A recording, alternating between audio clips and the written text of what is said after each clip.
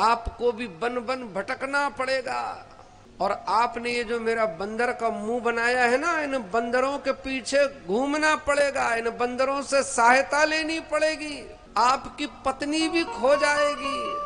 तब आपको समझ में आएगा कि पत्नी का विरह क्या होता है, स्त्री का दुख क्या होता है। मुझसे पूछो, मेरी शादी नहीं हुई, मुझे कितना दुख हो रहा है। खिलखिला के हंस रहे नारद जी। नारद जी कह रहे कि मैं श्राप दे रहा हूं, आप हंस रहे हैं। तो भगवान नारायण कहते हैं कि क्रोधोपि देवस्य वरेण्य तुल्यम, महापुरुषों का क्रोध वरदान हो जाता है। प्यारे, तुम्हें तो श्राप देते भी नहीं बनता। तुमने कहा कि भगवान तुम्हारी बीवी भी खो जाएगी, तुम भी इतने ही दुखी हो जाओगे। अरे कम से कम अगर हमारा अगला जन्म होगा तो इस बात की गारंटी हो गई कि शादी तो होगी है? तो ये किसने कह दिया कि महाराज श्राप है? ये तो पंडित जी तुम्हारा वरदान है कि शादी हुई नहीं और पहले ही तुमने कह दिया कि तुम्हें सुंदर बीवी मिलेगी। अरे महाराज क्या बताएं, इस जंगल में अगर लड्डू होता तो पहले ही खिला देता मैं। और फिर कह दिया आपने कि ये वानर मदद करेंगे। चलो, इस संसार में कोई किसी को पानी नहीं पिला रहा, कम से कम ये वानर मदद तो करेंगे पंडित जी। तो किसने कह दिया ये श्राप है? ये तो वरदान है भाई। अनेक प्रकार के महाराज श्राप दे डाले भगवान। प्रेम से कहते हैं कि मुझे अंगीकार है, मुझे स्वीकार है, मेरे भक्तों को भविष्य में कोई कष्ट ना हो, मेरे भक्त कोई मुसीबत में न फंसे। मैं फंस जाऊं तो फंस जाऊं। भगवान मन में विचार कर रहे थे कि जिस बाला के पीछे तू दौड़ रहा है वो बाला नहीं है, वो बहुत बड़ी बला थी।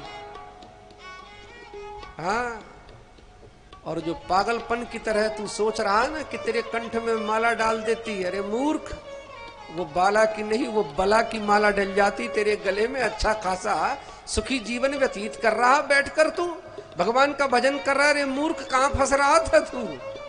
भगवान कहते कोई बात नहीं, इसके बदले तेरे देना है श्राप, तू दे डाल। मेरा जीवन तो मेरे भक्तों के लिए है, मैं अपने भक्तों के लिए सब कुछ स्वीकार कर सकता हूं। मेरा भक्त भविष्य में किसी मुसीबत में फंस जाए, मुझे वो मंजूर नहीं है। और महाराज देखते देखते देखते देखते जैसे ही भगवान ने माया को वहां से अलग किया, ना वहां कोई राजा था, ना कोई उनकी सुंदर बेटी थी, ना कोई वरमाला थी, ना ब्याह की कोई शहनाई थी, ना कोई रिसेप्शन का पंडाल था। वहां कुछ नहीं, सून सपाट। नारद जी कहते हैं कि भगवान ये आपकी माया थी? तो कहा हाँ, मेरी ही तो माया थी। मम माया दुरतया, मेरी माया से बड़े बड़े लोग मोहित हो जाते हैं। लोगों ने लिखा कि विष्णुर माया भगवती जया सम्मोहितम जगत। ये माया जवनिका तो संसार में सबको नचा रही है, ये कौन नचा रहा है?